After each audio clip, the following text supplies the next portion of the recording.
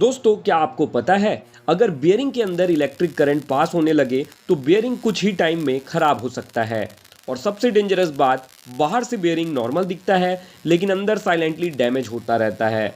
आज के वीडियो में हम जानेंगे बियरिंग में करंट आने से क्या होता है और इससे कैसे बचा जा सकता है। तो सबसे पहले समझते हैं कि बियरिंग में करंट आता कहां से है। यह प्रॉब्लम मोस्टली होती है वीएफडी यानी कि वेरिएबल फ्रीक्वेंसी ड्राइव मोटर्स में। दूसरा, इम्प्रॉपर ग्राउंडिंग की वजह से, अगर किसी इक्विपमेंट में इम्प्रॉपर ग्राउंडिंग है या फिर मोटर में इम्प्रॉपर ग्राउंडिंग है तो उसके बियरिंग में इस तरह की प्रॉब्लम होगी। तीसरा, मोटर शाफ्ट वोल्टेज डेवलप होने पर, अगर आपके मोटर के शाफ्ट में वोल्टेज डेवलप होगा तब भी ये चीज़ होगी। और वेल्डिंग करंट पास होने से, अगर आप किसी भी मशीन इक्विपमेंट पे वेल्डिंग कर रहे हैं और आपने प्रॉपर अर्थिंग वहाँ पे नहीं दी है तो वो वहाँ से करंट लेगा।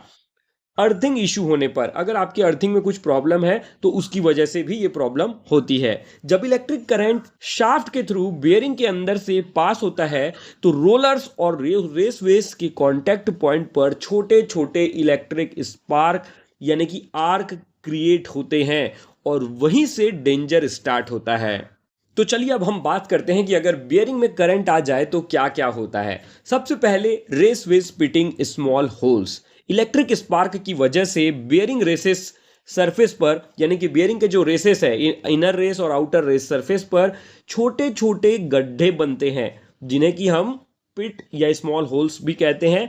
और ये सरफेस स्मूथ नहीं रहने देता और इसी की वजह से फ्रिक्शन बढ़ने लगता है। दूसरा, फ्लूटिंग मार्क्स बन जाते हैं। अगर करंट कंटिन्यूअसली आता रहे तो बियरिंग के अंदर वेव या लाइन पैटर्न बन जाता है जिसे फ्लूटिंग बोलते हैं। ये एक बहुत कॉमन साइन है इलेक्ट्रिक डैमेज का।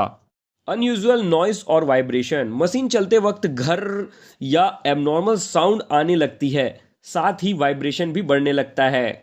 Over heating problem, damage surface की वजह से फ्रिक्शन बढ़ जाता है क्योंकि बियरिंग्स में जो पिटिंग छोटे छोटे होल्स हो गए हैं उसका सरफेस रफ हो गया है जो पहले स्मूथ रहता है, उसकी वजह से फ्रिक्शन बढ़ जाता है और फ्रिक्शन बढ़ने की वजह से एक्स्ट्रा हीट जनरेट होने लगता है, आपका बियरिंग ओवर हीट होने लगता है।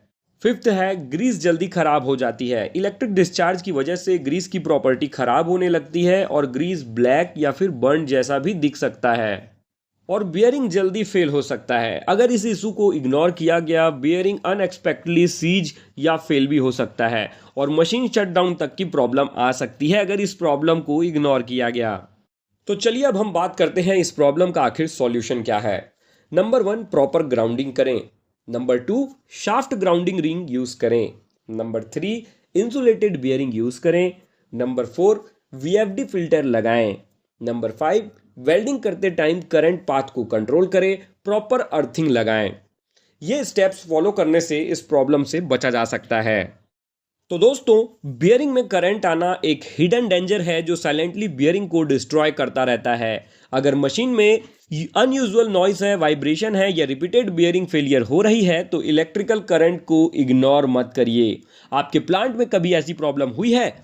कमेंट करके जरूर बताएं और मैकेनिकल मेंटेनेंस से जुड़ी प्रैक्टिकल नॉलेज के लिए चैनल को सब्सक्राइब करना मत भूलिए। फिर से मिलेंगे नेक्स्ट वीडियो में।